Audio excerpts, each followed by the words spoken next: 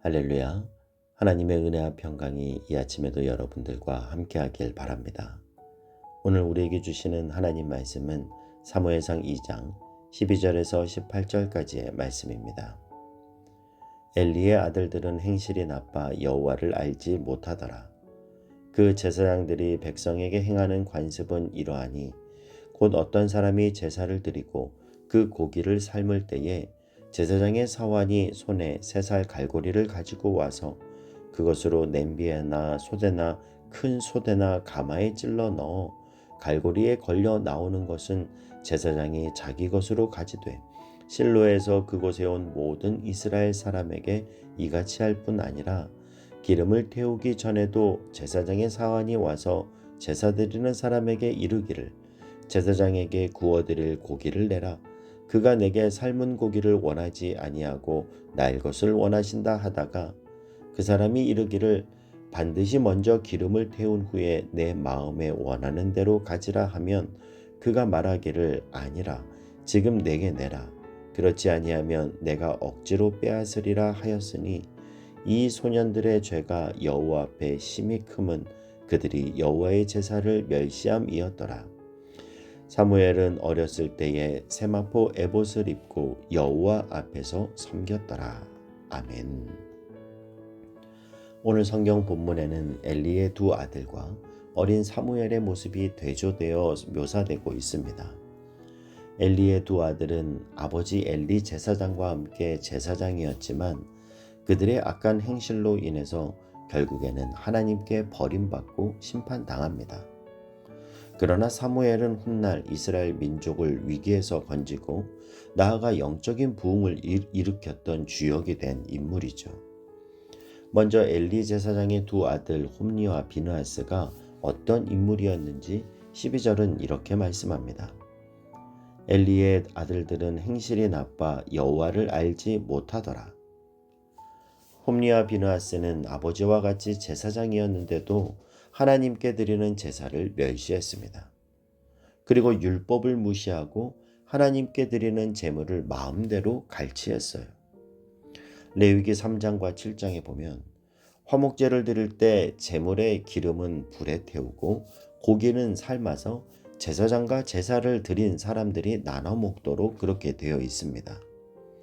그리고 제사장에게 돌려야 할 목은 화목제물의 가슴과 오른쪽 뒷다리라고 정확하게 명시되어 있죠. 그런데 엘리의 아들들은 어떻게 했습니까? 13절 14절 말씀을 보면요.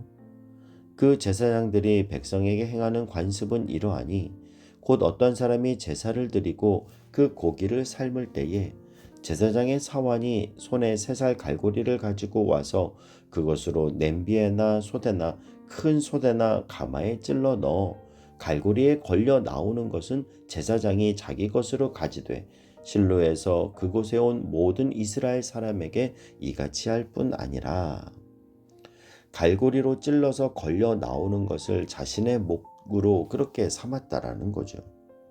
그리고 제사를 드리기도 전에 내가 구운 고기를 먹고 싶으니 날고기를 가져오라는 요구까지 했다라는 겁니다. 이처럼 엘리의 두 아들은 하나님을 경외하는 마음이 조금도 없었고 오직 자신의 탐욕만 채웠습니다. 성경은 이들의 모습에 대해 17절에서 한마디로 이렇게 정의 내립니다. 이 소년들의 죄가 여호와 앞에 심히 크면 그들이 여호와의 제사를 멸시함이었더라.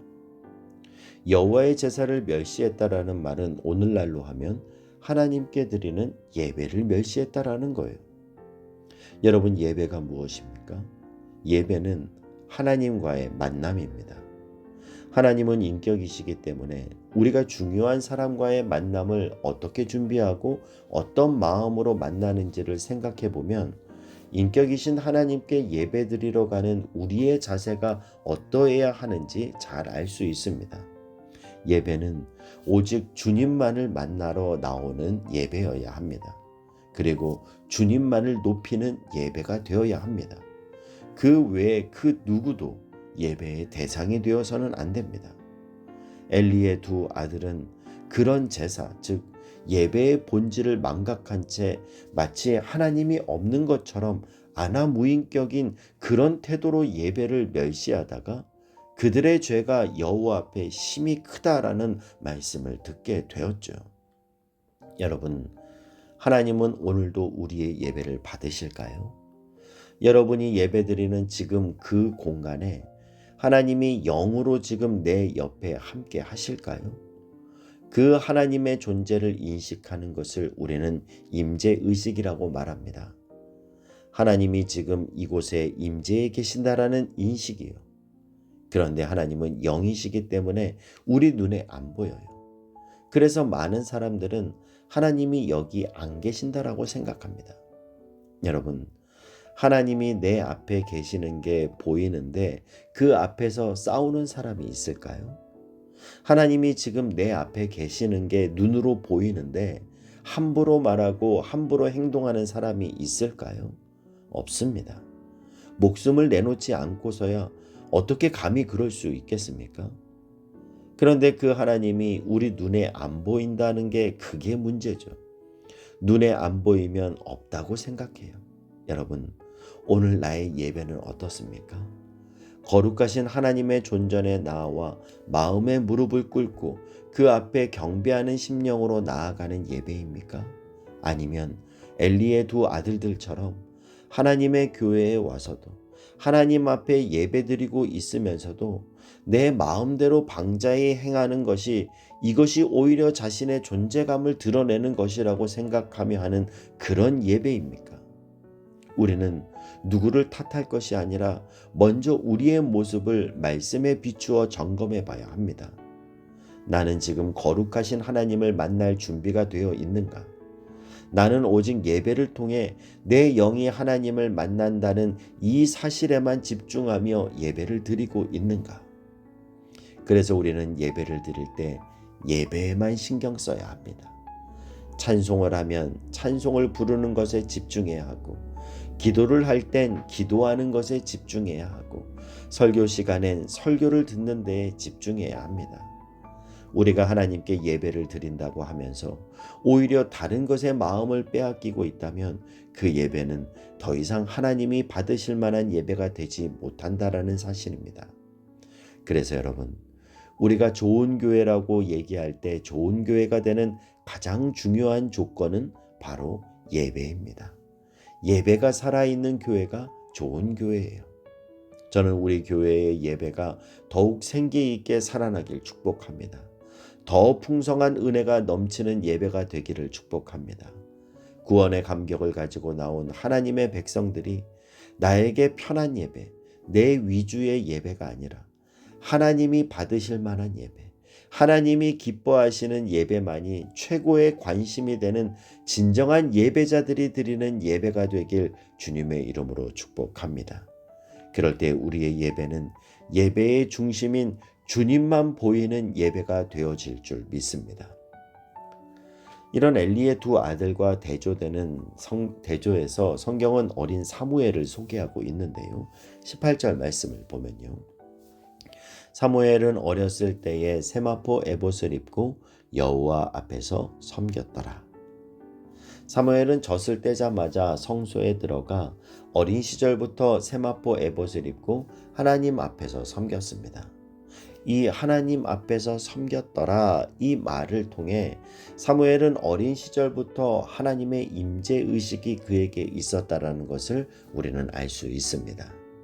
눈에 보이지 않는 하나님, 그러나 지금 여기 계신 하나님, 그 하나님을 사무엘은 영으로 인식하며 하나님을 예배하는 예배자였습니다.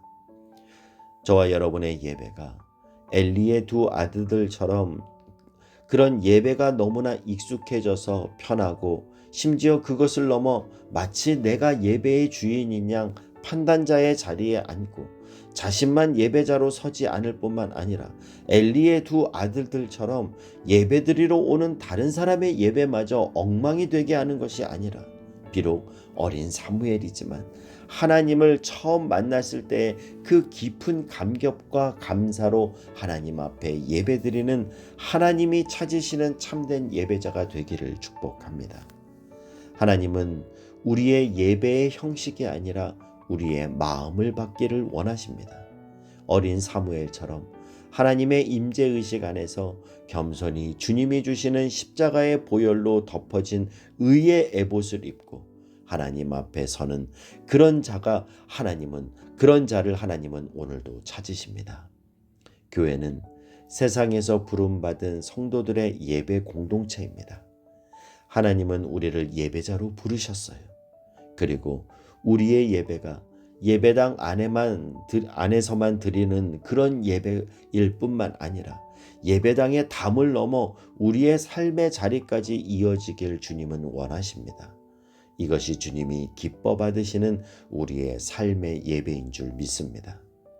언젠가 예배자의 10가지 소원이란 글을 소개시켜 드렸는데 이 아침 그 내용을 다시 읽어드리면서 말씀을 마치려고 합니다. 이런 예배를 드리고 싶습니다. 첫 번째, 엉성하더라도 감격과 환희의 눈물이 젖어 있는 찬양이 있는 예배를 드리고 싶습니다. 두 번째, 더듬거리고 앞뒤 문맥이 잘 맞지 않아도 하나님 앞에 감히 고개를 들지 못하여 가슴만 치던 세리들과 창기들의 기도가 있는 예배를 드리고 싶습니다. 세 번째, 아름다운 벽화도 예쁘게 장식된 꽃꽂이도 없이 마구간 같은 냄새가 나고 의자는 다 부서져 앉을지라도 하나님을 만나고 있다는 생각에 모든 것이 감사하다고 고백하는 겸손한 사람들의 예배를 드리고 싶습니다. 네 번째, 교만한 자들의 허영심을 즐겁게 해줄 뿐인 그런 사람의 지식과 기교로 가득한 설교가 아니라 생명을 걸고 하나님의 영광스러운 임재 앞에 나아가 그분의 거룩한 말씀을 가슴에 새기고 나와서 눈물과 통곡으로 외치던 옛날 선지자들의 그 목소리를 듣고 싶습니다. 다섯 번째, 불의의 재물과 교만한 마음의 장식물과 같은 헌금 대신 마음속 깊은 곳에 숨겨놓은 순전함을 드리는 과부의 2렙돈 돈으로 예배하고 싶습니다. 여섯 번째, 자신의 종교적 의에 도취되어 하나님을 소외시키는 바리새인들의 제사가 아닌 신령과 진정 안에서 드리는 믿음의 제사를 드리고 싶습니다. 일곱 번째, 주님의 말씀에 온 인격이 매료되어 그의 발 곁을 떠나지 아니하였던 마리아의 그 예배를 드리고 싶습니다. 여덟 번째, 하나님의 영광이 나타나서 인간의 더러운 인격을 녹이고 하나님의 성품으로 새롭게 거듭나게 하시는 그런 예배를 드리고 싶습니다. 아홉 번째, 우리끼리 손뼉치며 기뻐하는 예배가 아니라 그곳 밖에서 울고 계신 예수님 앞에 나아가 그분의 눈물 앞에 무릎을 꿇는 그런 예배를 드리고 싶습니다. 열 번째, 축도가 끝나면 남남이 되어 빨리빨리 자신의 자리로 도망가는 예배가 아니라 예배의 끝남이 아쉽고 안타까워 자리를 뜨지 못한 채 그분의 임재 앞에 우두커니 서 있던 여호수아의 경외심으로 드리는 그런 예배를 드리고 싶습니다. 여러분의 예배를 회복하십시오. 언제나 하나님의 임재의식 안에서 예배하십시오. 오늘 하루 순간순간 여러분의 모든 행위가 하나님이 받으시는 예배가 되게 하십시오. 지금은 우리의 예배를 다시금 회복할 때입니다. 그래서 하나님이 주목하시는 인생, 하나님이 복 주시고 회복해 하시는 그 은혜를 누리며 영과 진리로 예배하는 참된 예배자로 서시길 주님의 이름으로 축복합니다. 기도하겠습니다. 사랑하는 하나님, 내 인생 최고의 축복은 내가 하나님을 예배하는 예배자가 된 것이고 내 인생 가장 기쁜 것은 하나님 앞에 예배드리며 하나님을 만나는 것인 줄 믿습니다. 오늘 나의 모든 삶의 순간이 하나님을 향한 예배가 되게 하여 주시옵소서. 예수님의 이름으로 기도하옵나이다. 아멘.